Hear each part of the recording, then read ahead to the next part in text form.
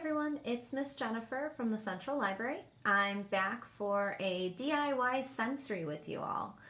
This week we are going back into our sensory bins, and like I mentioned before, the bin is great, so is a Tupperware bowl or a mixing bowl or whatever you have that will hold the stuff inside. So this week we are going to have beans and assorted dry goods. If you don't have beans, you can use rice. This is probably the other one that I use most often when I'm not doing the beans. If you don't have allergies in your home, you can use Cheerios or oatmeal. Really any sort of dry good that doesn't come out of a can. You know, like kidney beans don't really work unless they're dried. That kind of thing. So with that, you grab your dry good, dump it in the bin, and add your tools. So I have a spoon, I have a measuring cup. You can use a measuring cup, a little bowl, something just to scoop into. I have a little brush. I have a little mixer that I happen to use. And then probably my favorite, my most important tool are the tongs. These are great for a number of reasons. These are really great for fine motor skills. I love to have the kids pick up some of the pinto beans and drop them in. You can have them work on getting a big pile of them or getting just one. So I always have those in my sensory bin. I have my beans and we're ready to go with that. A few things that I like to do, occasionally with my sensory bin is mix up the dry goods that are in there. So sometimes I'll put in pinto beans mixed up with rice or mixed up with something else. I have something that I tried that was a little different the other day, and that was cotton balls. I put them in with the pinto beans and mixed them up, and it provided a really interesting contrast.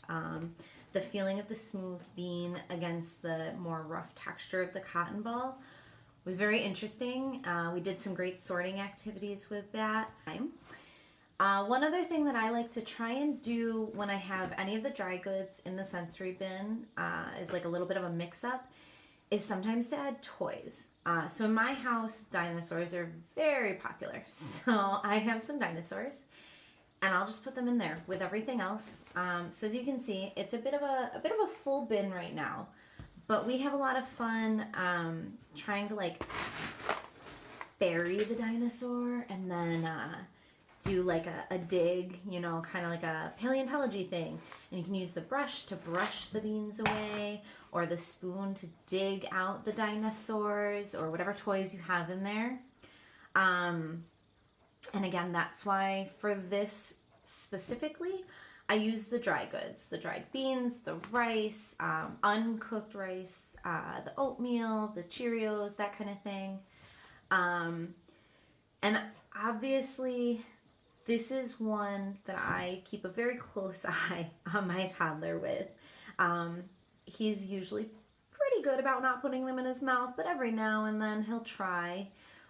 So I try to make sure I keep an eye on him, remind them that it's not an eating time. It is a playing time. It stays in the bin, not in our mouths.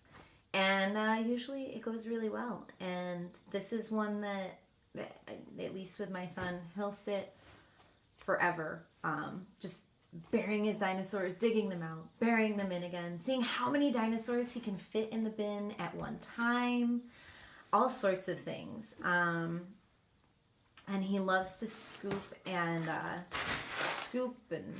dump the beans. That one for me is a lot of fun too. So, but it's definitely fun. And with the dry goods, afterwards, when I'm done, I just store them in big Ziploc bags so that I can use them again. Occasionally, we throw a piece out if it's gotten funky or if it's gotten to the floor, that kind of thing. But we've had the beans probably close to a year now, and as long as I just keep them stored in the bag when they're not in use, they've stayed good. Same with the rice. The Cheerios and the oatmeal don't last as long. They just tend to break down faster.